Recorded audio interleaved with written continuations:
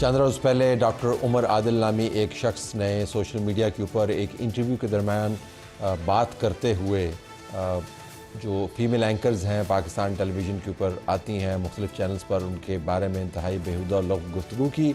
बिलखसूस गरीदा फ़ारूकी को उन्होंने टारगेट किया, जिन्होंने उनके ख़िलाफ़ दरख्वास्त दी। दरख्वास्त के नतीजे में उनके ख़िलाफ़ कार्रवाई हुई और उनको पकड़ लिया गया। ये वतीरा बन गया है कि ख़वातीन को आप टारगेट करें, वो पॉलिटिशियंस हों, वो एंकर्स हों, वो बिज़नेस पर्सनस हों, और उनके बारे में जो बकवास है आप कर सकें। मैं अमूमन ऐसा लफ्ज़ इस्तेमाल नहीं करता, लेकिन जो बातें की गई हैं उसके लिए कोई और मुझे लफ्ज़ मिल नहीं रहा, लिहाजा मैंने बकवास का लफ्ज़ इस्तेमाल किया।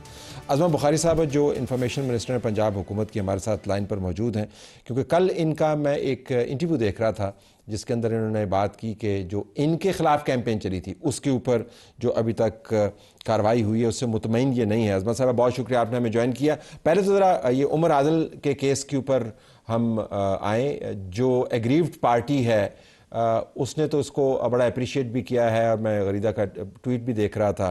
ज़रा इसके बारे में हमें थोड़ी सी मालूमात फराहम कीजिएगा। बहुत शुक्रिया तलत साहब। डॉक्टर उमर आदिल साहब एक कोई नफसियाती सी शख्सियत लगते हैं मुझे, क्योंकि ये उनकी पहली दफा नहीं है। इससे पहले एक एप्लीकेशन मैंने भी दी हुई है बाय द वे एफआईए में, और वो डॉक्टर उमर आदिल के बारे में ही थी, और जिसके ऊपर वो उनको आदत है खवातीन के बारे में बैठ के लग़्व गुफ्तगू करने की, और इसमें वो चीफ मिनिस्टर पंजाब को भी उन्होंने नहीं बख्शा होगा। अब उनके बारे में जितनी गंदी और घटिया गुफ्तगू उन्होंने की हुई है मैं दोहरा भी नहीं सकती, तो इससे आप अंदाजा लगा लीजिए कि what kind of character he is. लेकिन ये बड़ी एक कोइंसिडेंस है कि जो भी इस तरह की गंदी जबान इस्तेमाल करता हो, जो ये बदतमीजी करता हो, इस तरह के बिलो द बेल्ट अटैक्स करता हो, उसका ताल्लुक जो है वो जरूर कहीं ना कहीं जाके जो है वो पीटीआई से निकल आता है। वो या इमरान खान के जो पैरोकार होते हैं या पीटीआई को बहुत पसंद होते हैं। तो ये अनफॉर्चुनेटली ये एक उमर आदिल का पीटीआई से क्या और ये ताल्लुक है?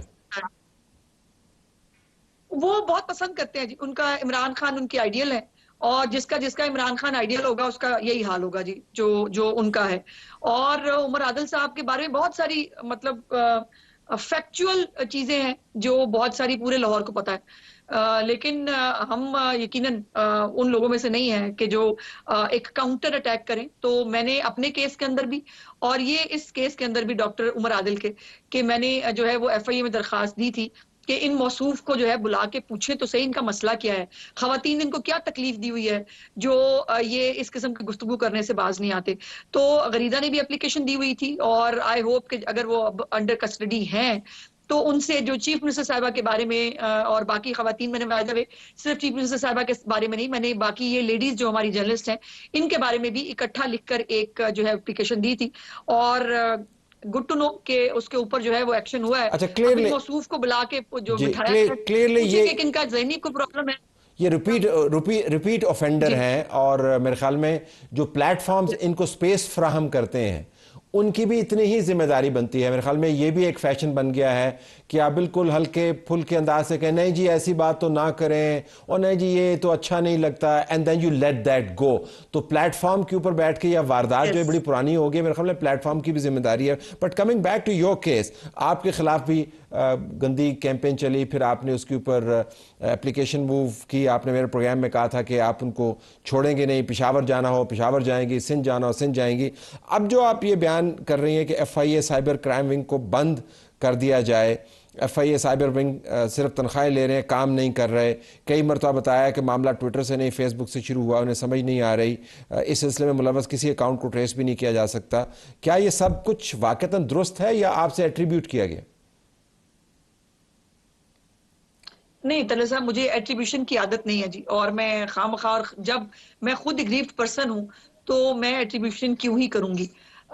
ये फैक्चुअली करेक्ट है कि अभी कोर्ट के अंदर इतने दिनों से जो केस चल रहा है उसके अंदर भी अभी तक हम टेक्निकलिटीज में घूम रहे हैं, लेटर लिखा है नहीं लिखा है, जो वो रूल्स जो हैं, ये तो अच्छी बात है खैर कि सीजे साहिबा जो हैं वो इस मामले की कोर तक जाना चाहती हैं कि अगर रूल्स रेगुलेशंस नहीं है तो क्यों नहीं है, वो होने चाहिए। लेकिन सवाल ये है कि मेरी सारी जो पूरी प्रोसीडिंग्स है ना वो ट्विटर के इर्द गिर्द घूम रही है। हालांकि वो फेसबुक अकाउंट्स जो हैं वो आज भी मौजूद हैं और मेरे खिलाफ कैंपेन हुई नहीं है, आज भी जारी है। मेरे बेटे के साथ मेरी तस्वीर जो है उनके ऊपर गंदगी बखेरी गई, मेरे हस्बैंड के साथ मेरी तस्वीर है, उनके साथ गंदगी बखेरी गई, उसके साथ एक जर्नलिस्ट है, मेरा भाई है बेचारा छोटा, उस गरीब को भी नहीं बख्शा गया, और उसकी के साथ मेरे एक वीडियो जो है उसको भी जो है वो उसको भी जो है वो फैलाया गया एक वो करके। सो ये वो उनका मैसेज है एक्चुअली मेरे लिए कि तुम जो मर्जी कर लो, हम बाज नहीं आएंगे। तो मेरा मैसेज भी बड़ा लाउड एंड क्लियर है कि मैं इनको छोड़ूंगी नहीं, और ये जिस भी गंदगी की हद तक गुजर सकते हैं, जा सकते हैं, ये जाके देख लें। लेकिन क्लियरली आपने पकड़ना है, कहीं ना आपने पकड़ना है इनको निजाम के जरिए। कोई जाती तौर पर अगर मामलात को तय करने का माहौल होता तो वो भी बंदा तय कर लेता, लेकिन आप मिनिस्टर हैं और आपने निजाम के, और निजाम क्लियरली उस लेवल पर ऑपरेट नहीं कर रहा, और आप मिनिस्टर हैं, आप पाकिस्तान के सबसे बड़े सूबे की इंफॉर्मेशन मिनिस्ट्री को लीड करती हैं, और सूबा जो हेड कर रही हैं खातून हैं, आपकी पार्टी का प्राइम मिनिस्टर मौजूद है।